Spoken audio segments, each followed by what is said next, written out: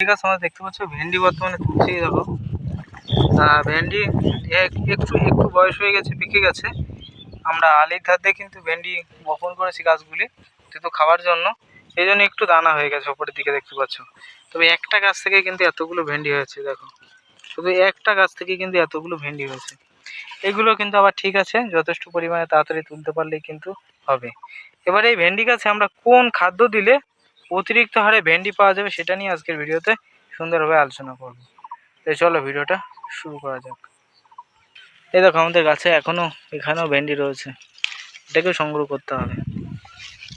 এই যে আরও কিন্তু রয়েছে, এগুলোকে সবই কিন্তু আমি তুলবো, হারভেস্ট করবো। এদিকে এখানে একটা রয়েছে, এখানে একটা কিন্তু রয়েছে। দেখো একটা গাছে কিন্তু এত পরিমাণে ভেন্ডি আমরা তুললাম। এবার চলো কোন সার ব্যবহার করা যায় ভেন্ডি গাছের। দেখতে পাচ্ছ আমাদের গাছগুলি পাতায় কোনো রকম রোগ নেই এবং পাতাগুলি দেখতে পাচ্ছ কালো কুচকুচ করছে। তো এই ভেন্ডি গাছের দেখতে পাচ্ছ পাতাগুলি প্রচুর হারে কালো রয়েছে, গাছের গতিও রয়েছে। এটা কিন্তু হাইব্রিড জাতের ভেন্ডি না, এটা কিন্তু দেশি জাতের ভেন্ডি।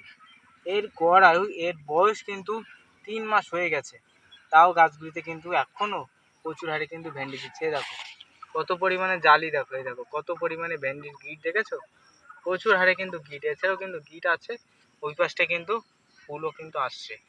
তাই আপনাদের অবশ্যই রিকমেন্ড করব ভেন্ডি চাষের ক্ষেত্রে সঠিক সময়ে সঠিক রাসায়নিক সার ব্যবহার করতে হবে। এই যে আমাদের একটা ভেন্ডি, আমরা যেহেতু খাবার জন্য ভেন্ডি চাষ করেছি আলির দিক থেকে, এর জন্য আমরা কিন্তু সেইভাবে যত্ন নিই না, শুধু রাসায়নিক সার এবং পোকার বিষ আমরা মাঝে সাথে কিন্তু প্রয়োগ করি। এ দেখো ভেন্ডি দেখো গিট গিট গিট গিট হয়ে গেছে, দেখতে পাচ্ছ গিট গিট হয়ে গেছে, শিরা উপশিরা হয়ে গেছে।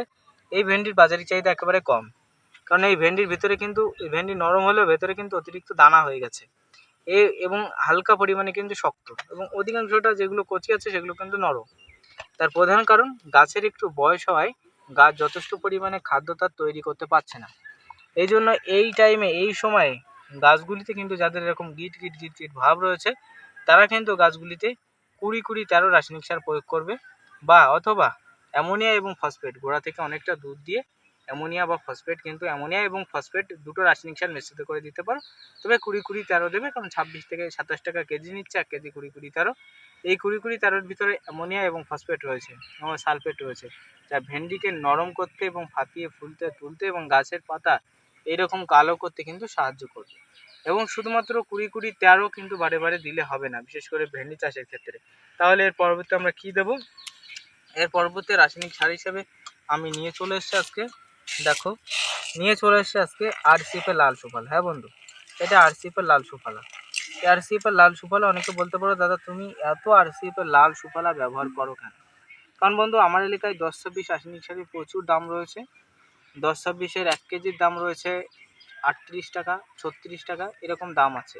তবে 10-26 এবং 14-35 আমি ব্যবহার করি, তবে অতিরিক্ত হারে না, অতিরিক্ত হারে ব্যবহার করি না। কারণ এই আরসিএফ আর লাল সুফলার ভিতরে সব কিছুই বিদ্যমান আছে। যারা মধ্যবিত্ত চাষি আছেন, অনেক টাকা পয়সা মানে খরচ করতে পারেন না, তাদের আমি রিকমেন্ড করব আরসিএফ আর লাল সুফলা ব্যবহার করা উচিত।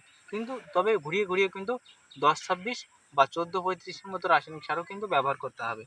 তবে যেহেতু বন্ধু আমি এবার আরসিএফ আর লাল সুফলা ব্যবহার করছি, এর ভিতরে 15% নাইট্রোজেন, 15% ফসফেট ও 15% পটাশ রয়েছে, যা ভেন্ডি গাছে যথেষ্ট হারে গাছগুলি কিন্তু গতি দেবে, গাছগুলিতে ফুল ফল আনবে, এবং সেই সঙ্গে সঙ্গে এই গাছগুলি কিন্তু স্ট্রং বা শক্তিশালী করবে। এই দেখো আমাদের ভেন্ডি গাছ, এই পাশে দেখায়, দেখো আমাদের ভেন্ডি গাছ দেখো কত শক্ত, দেখেছো এমন শক্ত, দেখো সহজে কিন্তু ভাঙছে না।